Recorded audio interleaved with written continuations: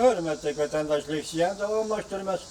Bugünkü saat 2019 yıl 7. ayının 27. gün haftaga shanba.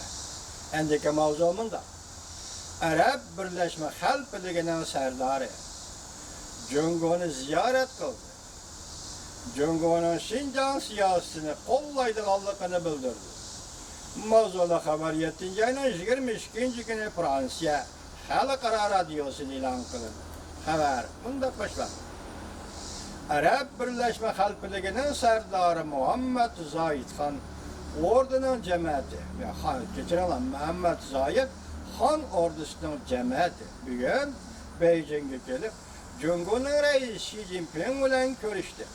Jungoning aloqador xabarlariga asoslanganda Muhammad Zoyid Jungoning Xinjiang siyosatini oshkora qo'lladi. Hamda mundaq dedi: Jungo Sharqi Turkiston radikal bölgünçileri bilan kurash qilganda biz Jungo bilan hamkorlashamiz. Xi Jinping podshoh jamoati Zoyidning qo'llaganligi uchun rahmat aytdi. Fransiya agentligi Beijingda xabar qilib mundaq ko'rsatdi. U yana Muhammad Zoyid haftaning 1-kuni Beijingda Jungoning Xinjiangda talash tartish bo'layotgan bexatarlik siyosatini qo'llaydiganligini bildirdi. Podshoh jamoati Muhammad Zoyid mundaq ko'rsatdi. Ko'plagan musulmon aholilarning a'zolari xalq hujumga uchragan bo'lsa-mu, Jungo hukumati Pakiston, Afg'oniston bilan chegaralanadigan bu keng rayonda nihoyatda qattiq bexatarlik tadbiri qo'llandi. Xabarlarga qaraganda Jungo 1 milliondan ortiq Uyg'urlarni yig'ib elish lageriga zarband qildi. Lekin Jungo bu sonni inkor qilib, va islom radikalistligi zarbi beradigan kasbiy tarbiyalash markazi dedi. Jungo markaziy televiziya stansiyasi munda xabar qildi.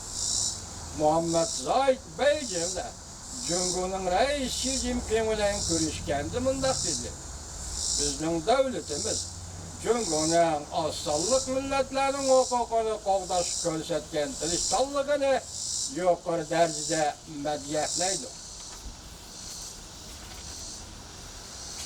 Arab Birleşme Halkıligi podshoh jamoati Muhammad Zoyid mundaq dedi: Arab Birleşme Halkıligi Jungo bilan bexatarlik jihat hamkorlikni kuchaytirdi.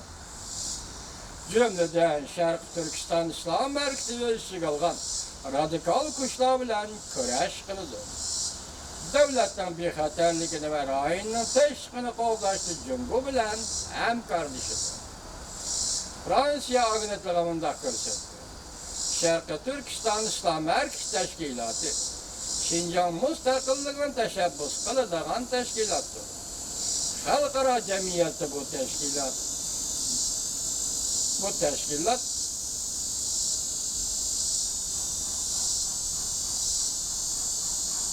xalqaro tashkilotda bu tashkilot zo'ravon tashkilot deb qaraladi. Jungo markaziy televiziya stansiyasidan xabar qilishicha, Xi Jinping podshoh jamoati Zoyid bilan ko'rishganda Arab Birleşme Halkligining Xinjiang masalasi bo'yicha qimmatli qo'llashlariga rahmat deydi.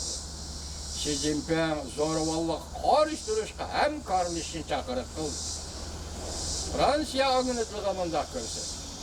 Beijing o'zining bu yerdagi, ya'ni Xinjiangdagi bexatarlik siyosatini diplomatiya sohasida qo'llashga odam izlab yurganda beshig'i dastor qo'ndirib, bir tarafiga to'g'apiya qalam qistirib Beijingga yetib kelgan Arab Birleşme Halkıligi jamoati Muhammad Zoyidning Xinjiang to'g'risida ifoda bildirishi dal vaqtida ifoda bildirgan bo'lib hisoblanadi.